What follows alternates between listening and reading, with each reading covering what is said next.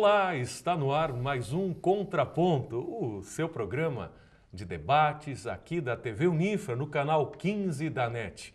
Estamos de volta em mais uma edição desse programa de TV para debatermos, como de costume, não é? Os assuntos que circularam com bastante força, que foram tematizados, foram manchetes assim, pelos principais meios de comunicação no Rio Grande do Sul e também no Brasil. E hoje, mais uma vez, temas que geram ponto e contraponto. Assuntos que serão debatidos pela nossa mesa, composta pelos professores do Centro Universitário Franciscano. À minha direita, como sempre, tradicionalmente, o professor José Maria Pereira, do curso de Economia, conosco na mesa, o professor Alexandre Macari, do curso de História, e à esquerda, hoje temos apenas o professor Paulo Ferroni, do curso de Direito. E por que apenas? Porque a professora Graziela Miolo Cesni, do curso de Psicologia, não se fará presente nesta edição, mas ela volta na próxima. E os temas? Os assuntos, os quais nós destacamos para o debate desse dia, desse momento, são eles: as exigências das seleções para a Copa. Isto nós vamos conversar agora, já no primeiro bloco. Logo depois do intervalo, impactos do Marco Civil na internet. Assunto também novo, importante aí para todos nós, afinal de contas, né, estamos todos envolvidos pela rede da internet. E na sequência, um último assunto, a lei da anistia, se ela deve ou não ser revogada. Há uma discussão, há um debate a respeito dessa questão. Vamos falar sobre o perdão ou não dos torturadores. Isso tudo a partir também aí da morte do Paulo Malhães, ele que foi torturador na época da ditadura e que recentemente agora faleceu numa tentativa, ou na verdade num assalto que ocorreu à sua residência. São esses os temas que a gente traz para esta mesa e traz para a sua casa, neste momento através do programa Contraponto. Abrindo hoje de maneira esportiva, assim, a gente geralmente deixa o esporte para o último bloco, mas hoje nós invertemos um pouco porque chamou a atenção tanto nos jornais, na televisão, mas também, principalmente nas redes sociais, uma série de críticas feitas pelo brasileiro para as exigências que as seleções estão fazendo para se hospedarem, na verdade, constituir o seu ambiente de trabalho aqui no Brasil a partir da Copa que está chegando cada vez mais próxima. O professor Alexandre, podemos assim chamar de o nosso especialista no esporte, ou que pelo menos estuda esse tema com mais profundidade do que os colegas aqui, eu mesmo. Professor Alexandre, as exigências das seleções, o que o senhor viu, ouviu falar a respeito delas, e elas estão coerentes, são sensatas, de acordo com as necessidades, ou tem coisa que não seria necessário?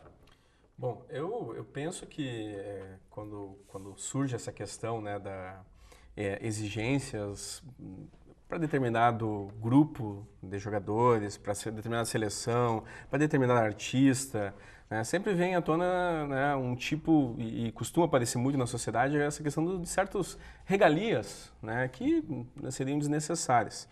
Eu vejo por outro ponto, né, eu creio que cada seleção tem uma federação de esportes, né, que organiza, que tem um planejamento, e que, evidente, vai buscar satisfazer as vontades ou, de certa forma, tornar o ambiente de trabalho, como o Luiz destacou, mais receptivo, né? Nós acompanhando essas notícias, a gente verifica, né, que tem seleções que valorizam, por exemplo, a questão religiosa, né? A questão, a Argélia, por exemplo, que coloca que em todo quarto deve ter o Corão, né, seguindo a própria perspectiva cultural do país. Outras, por outro lado, prevêem uma perspectiva mais lúdica, né, com videogames, com sinuca, com essas questões que nós sabemos, né, não é desses pedidos, né, que os jogadores necessitam, né, é um ambiente de descontração. O Brasil, sempre quando chega nos jogos, tá o pessoal sambando dentro do ônibus, isso seja em ambientes antes de vitórias ou antes de derrotas, né? Não é porque a seleção perdeu, porque chegaram descontraídos, não, é uma própria preparação que é feita. Então, eu vejo esse tema como bem interessante, porque a gente pode, talvez, pegar alguns, talvez, né, esmeros preparativos, como o caso da seleção alemã, que mandou construir uma vila numa cidade a 700 quilômetros ao sul de Salvador, né? Isso eu vejo assim, que para mostrar que a preparação está sendo feita muito antes do que necessariamente os dias que os jogos vão ocorrer. Pois é, esse tipo de preparação, o professor Ferroni, pode ser, professor, por gentileza? Esse tipo de preparação é interessante, é importante para uma seleção, quer dizer, esses esmeros que o professor Alexandre está chamando a atenção, ou talvez podemos assim classificar como caprichos? Sinceramente, pelo que eu li, em termos de exigências, supostas exigências, que vêm de aspectos culturais e tudo mais, lúdicos, eu não vi nada demais. Porque pede sabonete líquido, da cultura deles usar o sabonete líquido, como a França. Requer a Bíblia ou o Alcorão, enfim, não vejo nenhum problema. Nada demais, nada que ultrapasse o limite do razoável. Não, sinceramente, eu não vi motivo para tanto escarcéu. Vejo outras exigências, como algumas construções, isso consta dos editais, construções de prédios suntuosos, né, de algumas administrações públicas, na Orla do Guaíba, que ali se instalaram, e o edital prevê requintes arquitetônicos dos mais notáveis, construídos com dinheiro público. Isso sim me indigna. Agora, essas exigências das seleções, sinceramente, eu não vejo motivo nenhum. Pois é, professor Pereira. Tanto alarde. O senhor leu alguma coisa a respeito também? Buscou? Pouca coisa. Na verdade, eu acho que é difícil esse tema haver muito contraponto, viu, Michael? Porque, olha, na verdade o futebol se elitizou tanto, né? E os jogadores de futebol ganham tanto dinheiro que eles hoje são comparáveis a pop stars, né? Como, digamos, a Madonna, um show dos Rolling Stones, né? Mas não exigem tanto quanto a Madonna, né? Bom, pois aí que tá. Mas vão exigir, pode ser uma questão de tempo só, né? Mas provavelmente os salários, né, e o nível desses jogadores já se assemelha. Eu acho que de tudo isso, eu não estou muito inteirado dos detalhes, né, do que eles pediram, né? Mas desde que eles paguem por isso, não vejo nenhum problema, né? O que eu acho, talvez no final das contas, seja, digamos assim, colocar um pouquinho mais de fogo, né? Da chama dessa questão da FIFA, do padrão FIFA, da elitização do futebol, de toda essa questão que pode, né, isso é um estopim e pode incendiar nas manifestações da Copa. Pois é, as exigências... Porque o povo pode não estar entendendo muito bem isso, que eles estão pagando por essa... Pois é, porque as exigências passam justamente por essa super valorização do jogador. Por essa supervalorização desse sujeito. Inclusive, mediaticamente, a gente pode falar aí agora. Não tem problema. Agora, até que ponto isso é interessante para o povo? Quer dizer, e para a própria seleção. Até que ponto isso não interfere, Alexandre? Mas veja assim, né? Tu fala, quer dizer, você está achando... Tu fala do jogador. Uhum. Né? Vamos falar do jogador. Eu acho assim, são poucos jogadores dentro das seleções que possuem privilégios, né?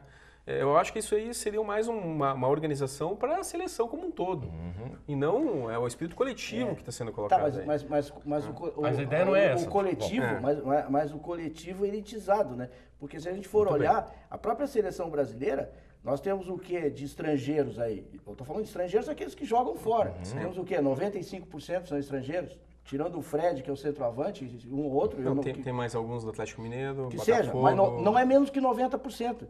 E esse pessoal está acostumado com essas regalias. Então, na verdade, eles, de certa maneira, impõem isso já como uma pré-condição. Como os artistas internacionais, quando eles chegam no camarim, deve ter isso e aquilo.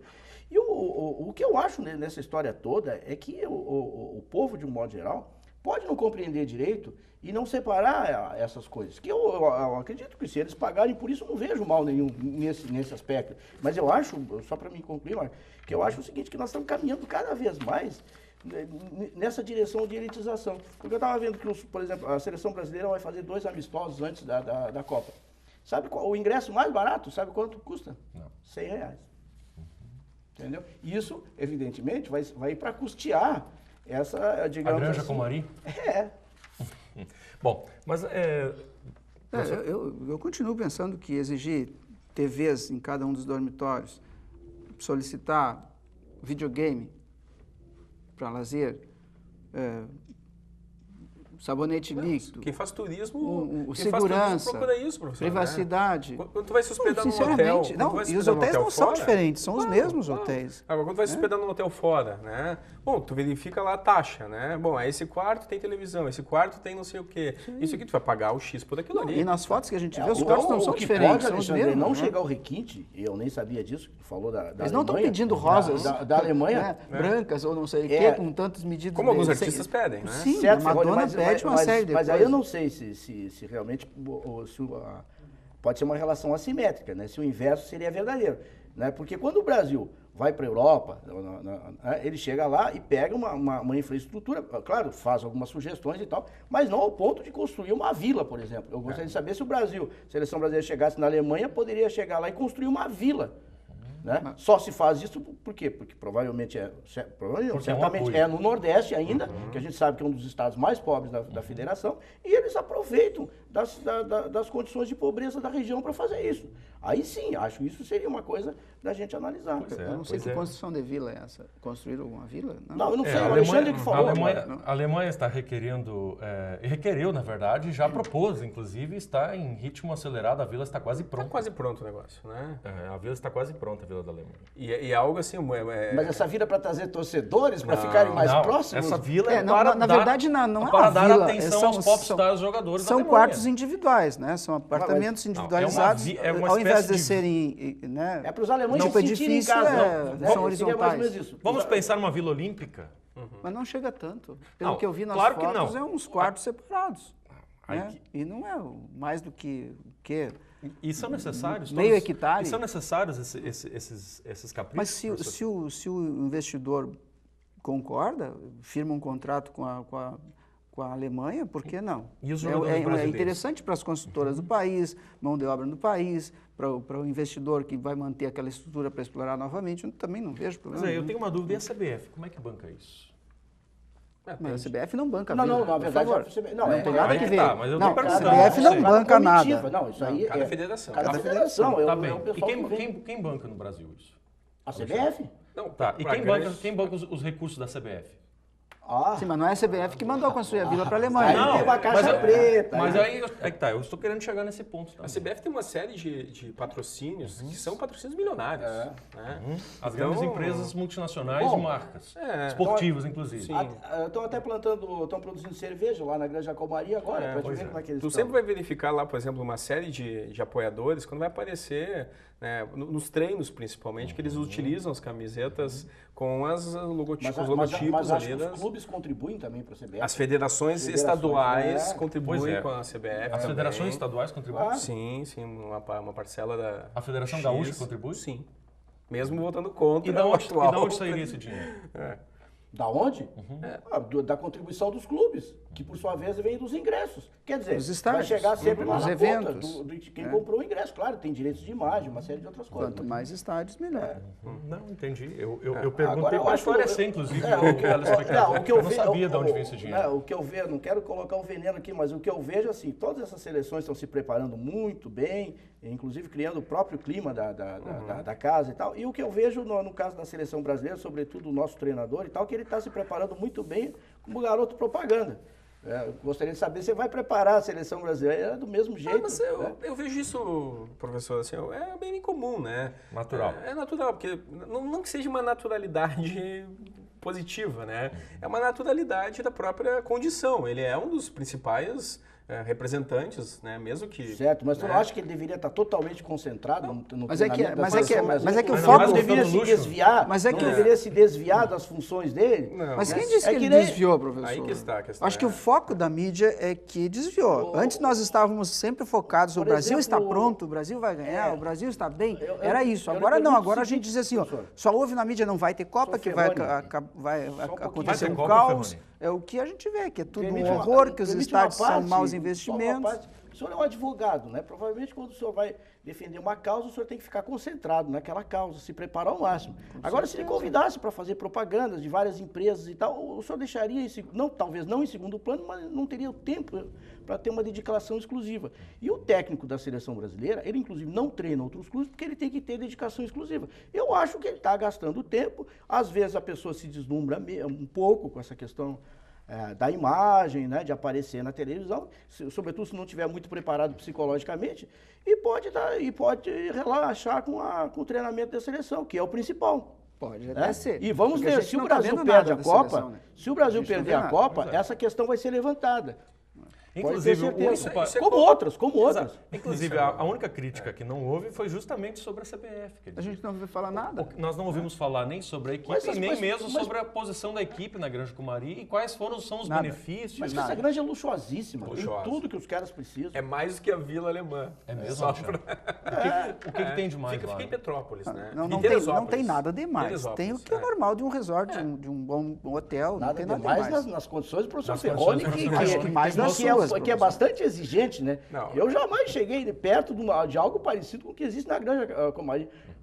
Como acho que 99% dos brasileiros jamais teriam o conforto que os caras têm lá. Mas e esse- Agora, o Mas tem professor tantos Ferroni acha hotéis pouco. aqui. Mas aquele hotel ali de Viamão, que é onde vai ficar o Equador. fica ali, não é nada diferente, professor. E é um hotel ali A em equipe do Viamão. Equador vai ficar não sei. num lugar bem simples. Tranquilo. Não há nada, Mas ainda não mais tem em nada Viamão. demais. Lá que tem estrutura para esporte mesmo, né?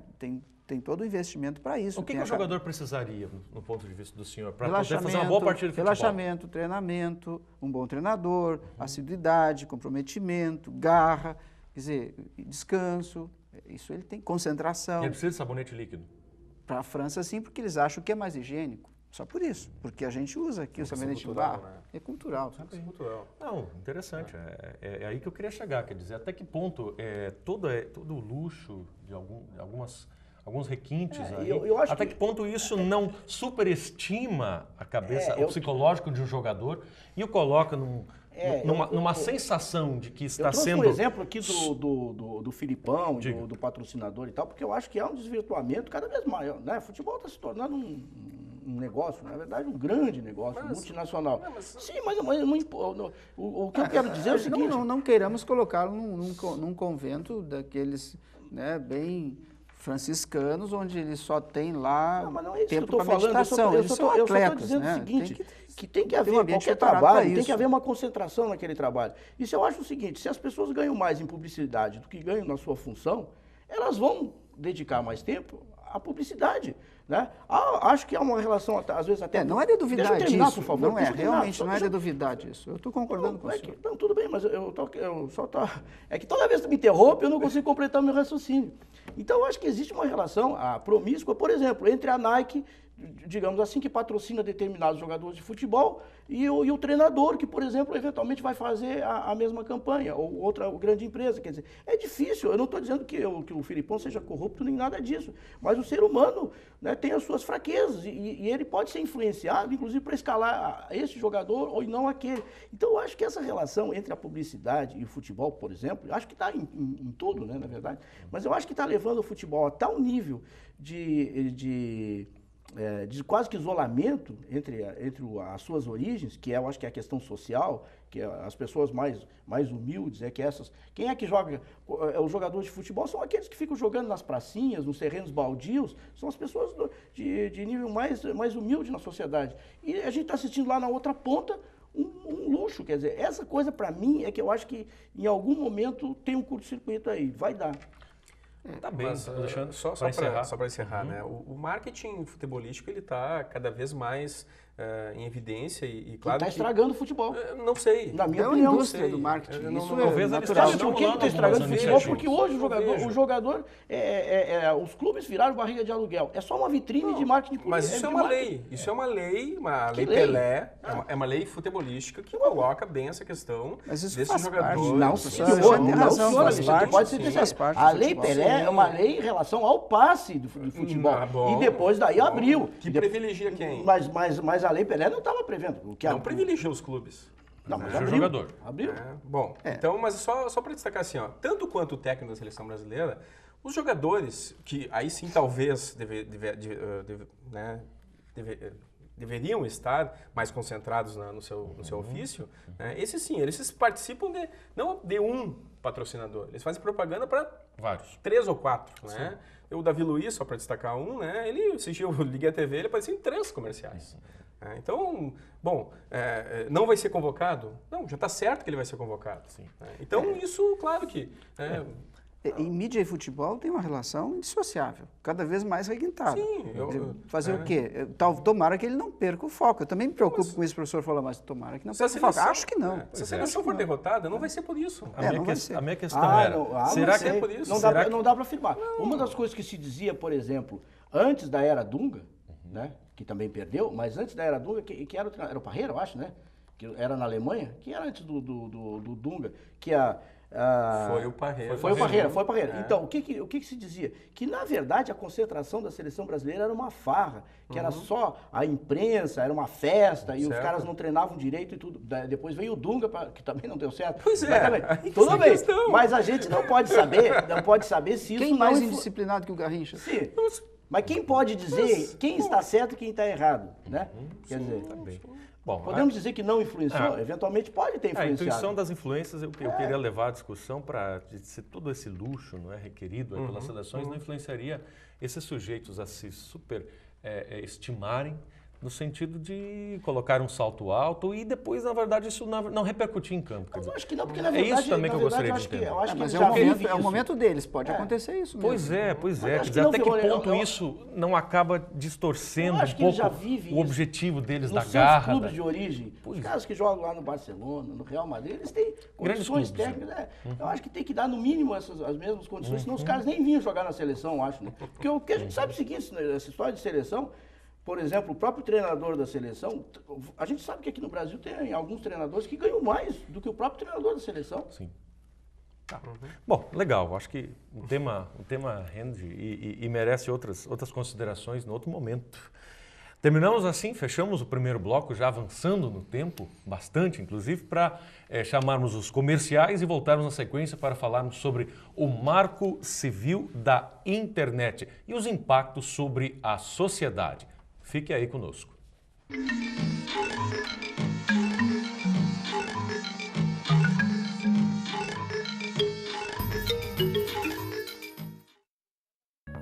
Oi pessoal, sou o Benjamin. Estou aqui para dar um recado a vocês. Ao saírem das salas e ambientes de trabalho, desliguem o ar-condicionado. Energia, para economizar, só precisa lembrar. Oi, eu sou Marcelinho.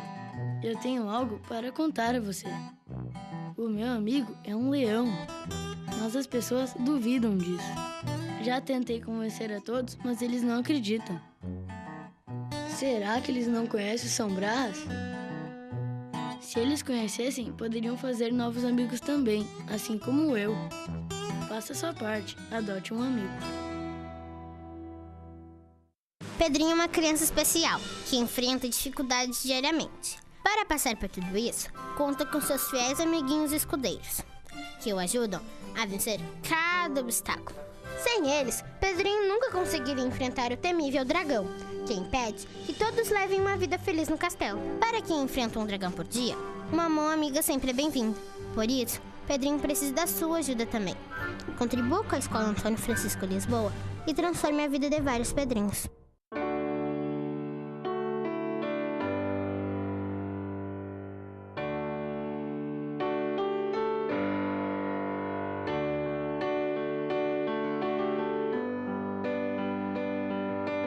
E no fim de tudo, Pipa e Vento, num belo momento, vão chegar ao céu.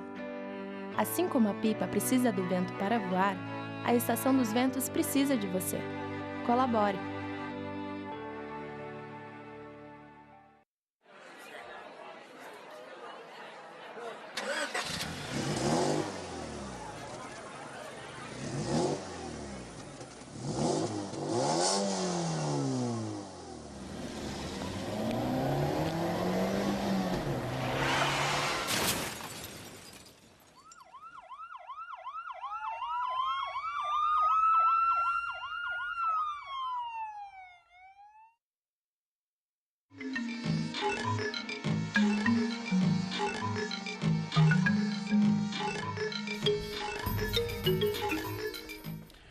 de volta ao segundo bloco do Contraponto para debater a sanção, né, por parte da presidente Dilma, do Marco Civil, chamado Marco Civil da Internet. De maneira mais simples, eu acho que a gente vai tentar explicar isso, porque a gente sempre ressalta, o objetivo do programa é fazer o ponto, contraponto, que é positivo, que é negativo, mas também informar, não é, as pessoas a respeito dos temas. Acho que esse é um papel, uma função legal. O que significa Marco Civil da Internet? Eu vou levar essa expressão para o professor Ferroni, porque é uma expressão também que o direito utiliza e que ele pode nos trazer assim à luz, não é, a respeito desse chamado Marco Civil. O que significa isso, professor? Para depois a gente pensar nos impactos e nos efeitos. É uma legislação tão interessante, brasileira e interessante, de vanguarda, muito bem vista por todos os outros países e todos os críticos do setor, que é considerado como a Constituição da internet. Ou seja, o que pode, o que não pode, quem não pode. Ela diz, por exemplo, que a nossa internet aqui não está sujeita nem submetida a ninguém. Nós temos total liberdade de uso, né, e de informação na internet. Nós temos alguns princípios que orientaram essa legislação, que é o princípio da neutralidade, da liberdade e da proteção daqueles usuários. Então, a legislação toda ela é voltada para isso. Garante direitos, estabelece limites, determina responsabilidades. É uma grande lei que, por certo, será utilizada como modelo para que outros países adotem. Então, por exemplo, se nós pensarmos que em termos de controle da energia elétrica, é o exemplo que se está usando por aí, em determinados horários, a operadora lá, a fornecedora de energia, resolve muito bem que naquele momento não se pode usar a energia elétrica. Ou naquele momento o valor será maior, ou nem todos terão acesso. Quer dizer, isso não se pode ver presente na internet. Assim como não se vê na energia elétrica, não se vê no fornecimento de água, não se vê na internet. É o princípio da neutralidade. Ninguém mete a mão. É tudo livre na internet, com algumas ressalvas que o próprio marco estabelece. Bom, é interessante, o marco me parece que vem principalmente para, a partir das suas regras, preservar a moral também, digamos assim, da sociedade, no sentido de que hoje nós encontramos na internet coisas absurdas, quer dizer, é um espaço livre e a questão da liberdade aqui, ela acaba sendo protocolada também, quer dizer, você não vai poder ter acesso a determinados conteúdos ou você também não terá não vai poder disponibilizar determinados conteúdos na internet. Diga, professor Pereira. Não, desculpa te interromper, não sei por favor. Não, queria falar não, mas diga. Não, à vontade. Não. É que eu só achei que depois eu vou falar nisso. Não, interessante. Diga. Não, essa ideia da liberdade, ela vai continuar tendo. Claro. Isso entretanto, vai ser regulamentado. E muito bem. Né? Porque hoje acontece que liberdade é esta, né? Que as pessoas colocam as coisas lá no blog, houve uma discussão com o Google há pouco tempo, né? E aí há uma pressão aí da sociedade civil, do Estado, daí o site vai lá e retira aquilo. Exato. Né? O que parece que isso agora foi regulamentado, quer dizer, se alguém colocar alguma coisa ofensiva lá na internet, vai ser processado judicialmente. Exatamente. Mas não retira do ar uma coisa enquanto não tiver uma decisão judicial. Isso aí eu achei interessante. Dependendo do conteúdo. Se trata de nudez, atos sexuais que eram privados, né, e isso foi postado ali sem autorização, basta, nesses dois casos, uma notificação extrajudicial daquele que se sente prejudicado. Para que o conteúdo seja retirado da internet. Agora, no demais, como o senhor disse, somente por ordem judicial. Tem aqui uma questão que quando eu dei uma lida, não muito a fundo nesse tema, mas... porque é um assunto para especialista. Mas eu como usuário da internet, é importante conhecer algumas questões, né? Mas eu vejo assim, um pouco de uma tentativa de relacionar essa questão com a Constituição Nacional, né? E por isso que ela coloca também elementos associados à cidadania, a internet para todos. Bom, aí que eu começo a achar os primeiros problemas, talvez, né? Porque, bom, nós sabemos que no Brasil a internet, a telefonia, né, a energia, o esgoto, o saneamento, não chegam a todos. né? E a lógica, em alguns pontos dessa normativa aqui, né, se coloca assim, o dever, né, uma questão atribuída ao Estado, inclusive, né, dele, né, garantir que seja, né, a internet possível disponibilizar para todos. Para todos, porque afinal de contas, esse também seria um exercício de cidadania. Então, a forma como isso vai ser controlado, isso vai ser né, movimentado por parte dos espaços públicos, né, vai acabar atingindo também, né, os espaços privados, que hoje ainda tem, né, a nossa possibilidade de ter internet. Né? Então, a gente vai ver a questão dos valores, né, que são cobrados. Né, a velocidade da banda larga lá que eles colocam, né, que é isso que o professor destacou ali, que não pode ter alteração de velocidade conforme o uso. Né? Então, e nem tipos de acesso. Eu quero acessar tais... Como é que chama esse princípio que estava lendo aí? O princípio da... Ou tu falou... Da liberdade? Da neutralidade. Da neutralidade, exatamente. Eu achei isso interessante, eu li também isso, aquela relação, por exemplo, da internet, né, e comparando com a NET, por exemplo. Né? Porque a NET faz... Agora a internet não poderia fazer pacotes fechados como a NET faz. Isso aí eu achei uma coisa muito, muito, muito interessante. Né? Tem um ponto de vista econômico interessante. E a Arábia Saudita, por exemplo, ela veda acesso a alguns conteúdos. Claro, não só a Arábia, vários países naquela região. Sim. Agora esse lado que o Alexandre se preocupa, eu também me preocupo. Quer dizer, a internet surgiu como uma coisa totalmente fechada, era simplesmente... Claro, primeiro surgiu para fins militares, né? Depois aqui, eu estou falando aqui no Brasil, surgiu como um instrumento de pesquisa de professores, geralmente universidades federais, depois as outras universidades, né? E depois foi se expandindo e abriu total. Né? Então, acho que está tentando colocar algum freio nisso, organizando melhor, sobretudo por questões jurídicas, né?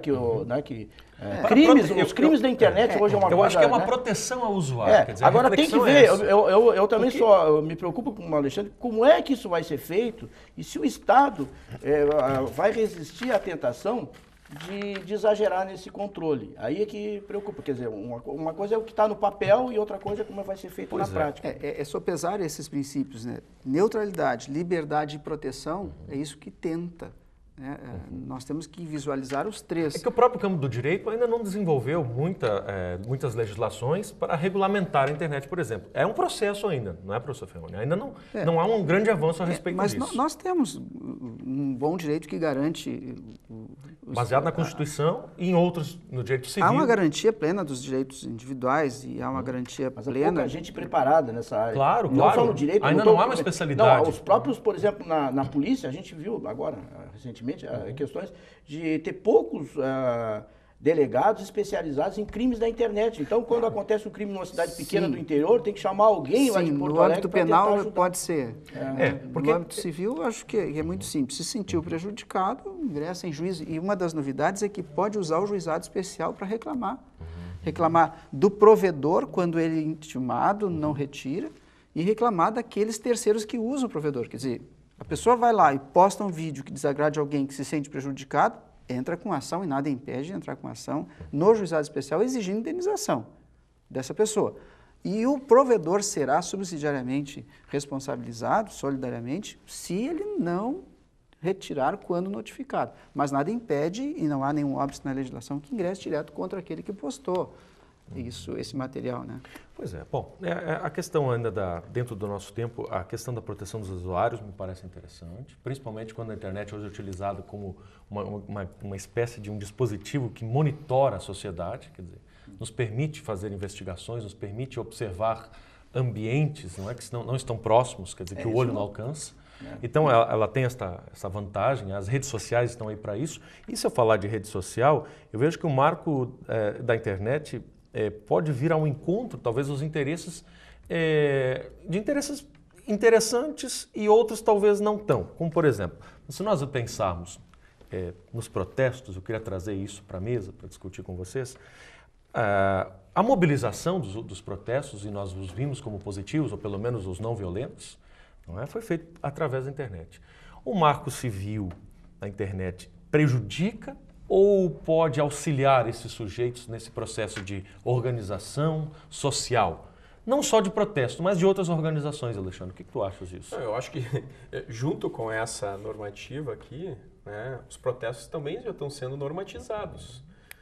Não se pode usar máscara, não se pode fazer não sei o quê, não se pode cantar numa música X, não se pode... Não é que Santa Maria que estão trabalhando uma legislação que impede o uso de máscaras nesses eventos, nessas manifestações? Sim. Não é? Sim, da Câmara de Vereadores. Tem outras questões. Várias Não só cidades, essa. acho que Porto Alegre já votou isso aí. Eu acho que a Câmara de Vereadores já votou em Porto Alegre, não pode usar máscara. Agora, né, a gente... Mas usam, né? Claro. Mas a própria ideia do controle, né? A gente vê, por exemplo, e falando do âmbito do futebol, né? A gente vê torcidas se prometendo virtualmente, né, pelas redes sociais, para se encontrarem dentro do estádio e... Os rolezinhos, podemos pensar. E fazerem isso. Então, aí sim, agora, como isso vai... Né, vai ter que ter, acho que uma capacitação de todo um sistema de controle que vai identificar isso. Isso tem que ter uma polícia mais especializada para esse tipo de questão. E eu acho essa a grande dificuldade. Né? Eu acho que isso não acho difícil e acho positivo. Neutralidade, mas não é uma inoperância do Estado, porque esse tipo de incitação, isso por certo, que pode ser objeto de ocupação de quem investiga e de quem busca punir, né? O Ministério Público e tudo mais. Eu acho que assim como foi mostrado nos protestos e tal, que o Poder Legislativo está atrasado em relação à internet, à penetração da internet, quer dizer, isso foi visível. Eu acho que outros setores aí, a parte do judicial, a parte policial também estão atrasados, quer dizer, não conseguiram acompanhar a evolução. A evolução, né? E eu acho que isso, talvez, essa legislação ajude um pouco, né? Porque hoje, na verdade, o cidadão hoje é totalmente vigiado, né? Quer dizer, a gente deixa pistas todo momento, cada computador tem um IP, e na medida que tu entrou na internet, isso pode ser rastreado. Você é rastreado daqui até o centro, professor Pedro, quando nós temos 600 câmeras instaladas no centro da cidade. Então, quer dizer, mas é uma coisa difícil, porque a velocidade dessas transformações aparentemente são muito maiores do que a sociedade é capaz de dar conta. E o Marco Civil me parece um avanço interessante nesse sentido. Sim. Os efeitos positivos e negativos é que a gente ainda vamos experimentar. Um dos grandes efeitos é exatamente a regulação do Marco Civil, né, que promete a regulação da comunicação como um todo. Né? Aí contendo aí outras mídias e tal. Só acho que assim, um caminho para isso. Às vezes a regulação já está escrito, né, na Constituição, né, essa questão da comunicação, né, que todos deveriam ter o direito à educação, liberdade, né, tá na nossa Constituição lá, Constituição Cidadã. Agora, aqui repete-se esse tipo de questão com que fim? Bom, se sabemos que a internet não chega em todos os lugares do nosso país. Não chega aqui em Santa Maria? Todos os lugares? Eu acho que a intenção é boa. Agora, é difícil, porque a internet é uma coisa mundial, né? Entendeu? É uma rede mundial. Então, quer dizer, fazer uma legislação unicamente para um país não quer dizer que ela vá funcionar, né? Tá bem. A ideia é que funcione, o propósito é esse. Assim como a saúde é direito do cidadão, é dever do Estado, direito do cidadão, sim, a internet passa a ser um direito do cidadão também. Então o Estado vai ter que investir também. Vamos ter que ver, isso vai ter que acontecer. Legal, eu acho que rendeu uma questão interessante aqui, um debate importante para o usuário que está em casa, afinal, talvez não chegue a todos, né, Alexandre, mas a gente sabe que boa parte da população, pelo menos que nos assiste hoje, está na internet, faz parte dessa grande rede, não é? Todos nós estaríamos assim conectados. Não é? Bom, o segundo bloco encerra por aqui. Na sequência, a gente volta para falar sobre a época da ditadura, ou pelo menos um assunto relativo a isto. Deve haver perdão para torturadores?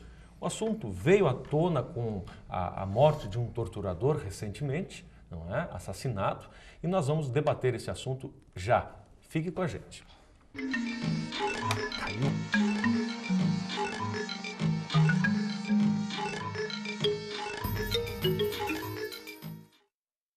Sonho.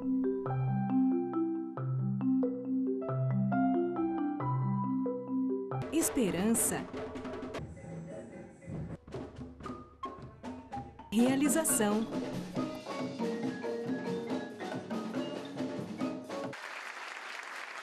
Cuíca, promovendo inclusão social através da música, transformando sonhos em realidade. A Liga Seletiva se uniu para ajudar e salvar o planeta com Papelito, Metalinha, Super Vidro e Plasboy. Você pode fazer parte da Liga selecionando o material reciclável da sua casa. Entre em contato com a Asmar pelo telefone 3026 9167. Junte-se a nós.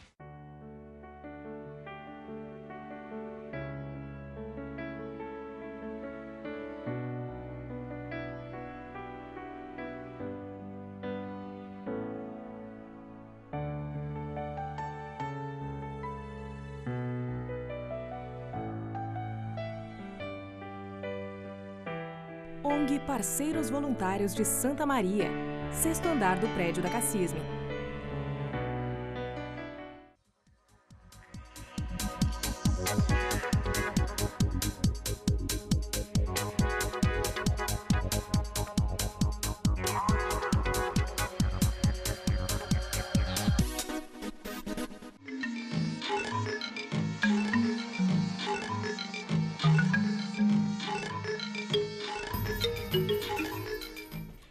Muito bem, o terceiro bloco do Contraponto de volta para a gente discutir a lei da anistia. Há um debate nacional, na verdade, em diferentes instâncias sobre a revogação ou não é, desta lei. E nós estamos trazendo esse tema à tona aqui, né, a partir de um depoimento de um dos torturadores, ou que se disse, pelo menos, torturador da época da ditadura, o Paulo Malhães, que veio à tona, vamos dizer assim, na mídia, quando falou sobre como ele atuava e também os colegas dele na época da ditadura, do golpe militar, enfim. E ele morreu assassinado, aí não se sabe ainda o motivo, quer dizer, a casa onde ele vivia com alguns familiares foi invadida. A princípio, a informação é de que seriam assaltantes e que tentaram assaltá-lo, ou que ele foi vítima de um latrocínio, portanto, não é roubo seguido de morte. Mas integrantes da Comissão da Verdade, para quem ele falou, não é, prestou vários depoimentos, isso nos últimos 15, 20 dias, acha que, inclusive, pode não ter sido um simples assalto, que de simples não tem nada, né? Mas sim que a ideia seria da queima de arquivo, ou seja, que outros torturadores estariam com medo de que ele delatasse-os, não é? E queimaram um arquivo, vamos dizer assim, né? Quer dizer, há uma série de teorias aí, bom, é um desfecho que nós não temos ainda, mas este fato gerou, então, a pauta de hoje, a conversa sobre a lei da anistia, não é? Deve haver perdão para os torturadores, professor Ferroni? O que é que o senhor acha? Eu me surpreendo muito porque tem anistia, né, e autoanistia nessa lei. A gente quer perdoar aqueles que se autoanistiaram. Eu acho que é legítima anistia aquelas vítimas daquele regime militar que foram expulsas do país, que se ressentiram com isso, que acabaram, tiveram as suas vidas acabadas em razão disso. Esses são os merecedores da anistia. Agora, os autoanistiados, torturadores, não vejo porque na esteira da anistia vem embutida essa autoanistia. Não consigo conceber. Com certeza isso tem que acabar. Muito bem. Professor Pereira, um tema que gera alguma controvérsia? Desconforto. Acho que esse tema gera desconforto porque ele não foi definitivamente sepultado com a lei da anistia, né? Eu acho que a questão da anistia, né, no caso do Brasil, na verdade, foi uma concessão, né, do governo militar, aliás, oficialmente o último governo militar, mas já vinha com o Geisel, né, uma distensão lenta e gradual, né, que nem ele falava. Até a gente discutiu naquele programa especial aí do golpe de 64, né, nós discutimos várias questões. Eu até mencionei o livro do Hélio Gaspari aqui, que eu voltei a ler, e desde então eu não parei mais e comprei mais os outros dois dele, que eu realmente me autoimpus isso daí, né, como uma meta de ler tudo, né, porque eu sou dessa geração, né, acho que o Ferroni também, não sei, Todos Alexandre, vivemos um pouco ou pelo menos o rescaldo daquele período, né? E, por exemplo, nesse terceiro volume do livro do Hélio Gaspar, ele tem uma tabela que ele mostra, que é uma coisa que me chamou muito a atenção. No caso, vai até 74, né, que é o terceiro volume até a posse do Geisel. E nesse caso, eu contei mais ou menos em torno de 120 desaparecidos desde 64. E o número maior de desaparecidos é exatamente no período do Médici e do Geisel. O Geisel eu peguei, no caso, são 50 lá, né? Só o primeiro ano. Um período de 10 anos, provavelmente tem muito mais. Num período de 10 anos tem muito mais. Entre os 300 mortos, mais ou menos, a gente teria 1/3 desaparecido. Quer dizer, isso daí é uma coisa, mesmo que se levasse em consideração a ideia que foi uma guerra e tudo mais, mas aí nós vamos fazer a comparação com o Holocausto. É da mesma lógica. Tanto quanto, né, os desaparecidos, né? Porque é uma forma mais fácil. Parece que nesse período, sobretudo, aí, a ideia era realmente eliminar qualquer vestígio. Então, eu acho que essas pessoas que fizeram isso, na verdade, são criminosos. Eu acho que elas não poderiam ser anistiadas de forma nenhuma. É que se auto-anistiaram. Eu acho que essa é a questão, né? E eu acho que lentamente no Brasil, eu acho que esse episódio aí que o Michael relatou, mostra que essas feridas não foram ainda cicatrizadas e curadas. Eu acho que nem poderiam ser. E eu acho que se quer fazer alguma coisa, se deve fazer mais ou menos por agora, né? Porque a maioria desses criminosos ou já morreram ou estão prestes a morrer. Né? Mas eu acho que tem que ser reparado essa injustiça. Os protagonistas daquele movimento de anistia, né, com certeza, dentre eles não estava o povo, a discussão ampla e restrita. Eram eles, os povos. Era uma decisão militar. Mas juntamente com os torturadores, né, os torturadores tinham família. Né? E aí o que se coloca bem é essa questão, né? Né, se julga o torturador, né, se julga a família. Se julga a família. Então, o problema, eu acho que tá bem nessa questão mesmo da própria concepção, né, social do Brasil, muito amparada essa ideia da família. Então, se na Argentina já foi feito com uma estratégia bem, né, diferente, positiva, o Uruguai fez, o Chile... Qual é que foi na Argentina, Alexandre? Só para na Argentina, contextualizar. Na Argentina aconteceu... Foi muito pesquisado lá, foi muito trabalhado, né? Foram a fundo nas investigações. Ex-presidentes militares foram para a cadeia na Argentina, como o Videla, por exemplo, que eu acho que morreu na cadeia, ou quase isso. Né? Aqui a lei serviu para atenuar toda essa promessa da investigação. Porque os torturadores continuaram soltos. Com uma preocupação baseada justamente nisso, né? No torturador e na ideia da família que sofreria as consequências. Mas é engraçado que se pensa na família do torturador, mas não se pensa nas famílias destruídas com os desaparecidos. Mas aí essa questão da tortura é crime. Eu acho que isso é imprescritível. Imprescritível. Mas guerra, aquele não. Né? Circulou aí na internet uma carta do Alexandre Garcia, supostamente dele, né? Em que ele, na verdade, defendia o outro lado, argumentando com muitos argumentos que, na verdade, houve uma guerra, né? E que os militares venceram e que ainda eles foram benevolentes fazendo isso, porque os vitoriosos não deveriam fazer concessões, né? Então, demonstra claramente, né, que essa situação não foi superada. Essa visão equivocada, e a gente sabe que existem aqui ou acolá algumas manifestações e tal. Mas eu achei muito interessante a ideia que alguns chefes militares parecem propensos a fazer uma investigação, né?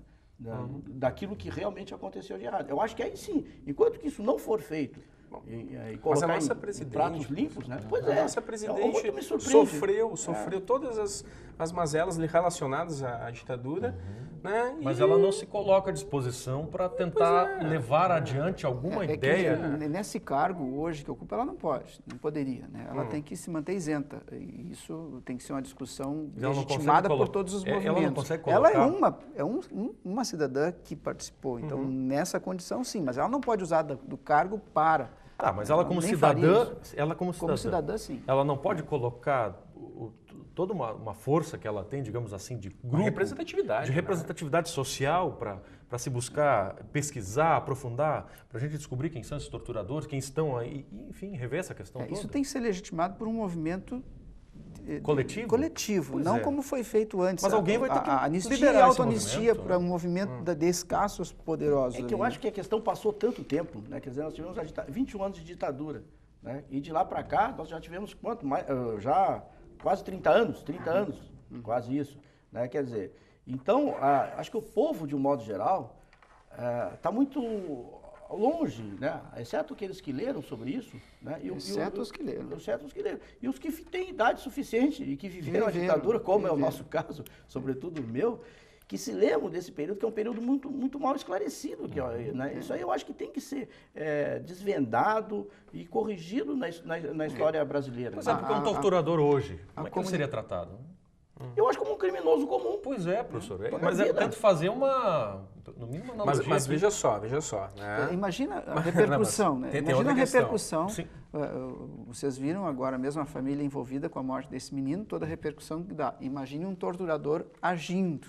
Sim, agora, mas tem uma questão assim que está relacionada à própria ação da polícia hoje, e o filme Tropa de Elite coloca um pouco isso em evidência, né, que faz uso de elementos relacionados à tortura. Bom, o pessoal do BOPE que faz uso da tortura é torturador? Merece ser criminalizado por isso?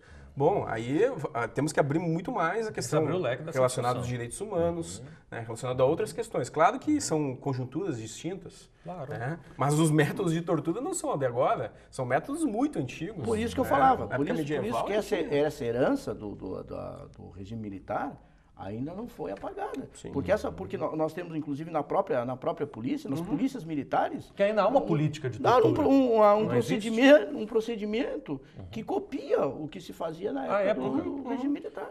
Né? Só que hoje quem sofre ainda é o povo, sobretudo o povo mais pobre, que não tem colarinho branco. Pois é, e a polícia acaba sendo também, digamos assim, pré-criticada. Ou não, quer dizer, é preciso se pensar aqui, inclusive à luz do fato que aconteceu no final de semana. Se compararmos as mortes por policial dos Estados Unidos, um dos países mais violentos, com as nossas aqui, parece que há 16 mortes por policial no país, enquanto que lá a média é de 8. São questões que tem que analisar num contexto, né? Porque não se pode dizer, a polícia daqui é violenta porque é violenta. É um outro tema que exige maior debate e aprofundamento. Esse tema veio à tona com força, ainda mais no final de semana, quando um personagem, um sujeito midiático, não é, de um programa de uma emissora de TV, foi morto com um tiro pelas costas pela polícia do Rio de Janeiro, numa ação policial, na verdade, atrás de bandidos, né, no morro. E ele foi assassinado, não é, morreu. E o tema foi debatido com ampla força pela mídia, que deu, digamos assim, um enfoque até, eu diria, no meu ponto de vista, foi enfático demais. Porque quantos outros não morreram junto com ele ou estão morrendo nesse momento? Se não fosse participar de um programa de TV, ele seria um dos muitos que todo final de semana acontece. E abre um debate para a gente. É o risco de todo jornalista que vai para o fronte, né? Não, e é o risco de todo policial, professor Fernando, que vai para o fronte combater o tráfico. Quer dizer, ele pode se confundir, afinal o sujeito estava correndo na mesma direção dos bandidos. Então, acho que esse é um tema que merecerá, nós não temos mais tempo hoje, mas numa próxima oportunidade nós podemos pensar sobre isso também. Quer dizer, né? As críticas feitas o secretário de Segurança, o Beltrame, não é? Também foi levado à televisão para se explicar. Quer dizer, a crítica à polícia, né? Quer dizer, até que ponto posso não ser violento? Acho que isso também. Nós falamos sobre no estádio de futebol, nós já discutimos isso no nível do esporte, né? Mas acho que a gente pode levar isso para outros locais também. A gente está vendo que a questão das UPPs, por exemplo, não é tão fácil como se parecia no primeiro momento. Agora está havendo um refluxo em relação a isso, né? Porque as UPPs é tomar o morro à força, quer dizer, vão primeiro os militares e depois eles vão saindo gradualmente e para entrar a polícia, né? E aí a polícia menos contingente, né, acaba sendo vítima. O tráfico tem um poder de fogo muito grande, né? E ele não vai se deixar bater assim. Há outras questões que devem ser objeto de análise e implementação de projetos, porque, inclusive, com a legalização de drogas, e, enfim, essa é uma questão que tem que avaliar. Uma questão que provavelmente os efeitos desse caso, a discussão, afinal de contas, do trabalho da polícia, se ele é enérgico demais ou não, a gente pode voltar a discutir aqui no programa. Mas hoje encerramos esta edição, não é, do Contraponto, chamando a atenção de que esta semana o programa vai ao ar em duas oportunidades. Nós temos na sexta-feira, às 23 horas, não é? Para você que nos acompanha, para você que nos assiste, fique atento. Essa semana o Contraponto vai ao ar às 23 horas de sexta-feira, às 11 horas da noite, e também às 23 horas do domingo, não mais no horário em que nós divulgávamos aqui na semana passada. Então, sexta e domingo, 23 horas, você confere, você acompanha essa edição do Contraponto, chamando a atenção de que o programa fica sempre disponível lá na rede social do YouTube, onde você pode colocar a sua opinião e a sugestão de pauta. Agradecemos a sua audiência, agradeço os professores, a equipe da TV Unifra que sempre está conosco. Muito obrigado e até o próximo programa.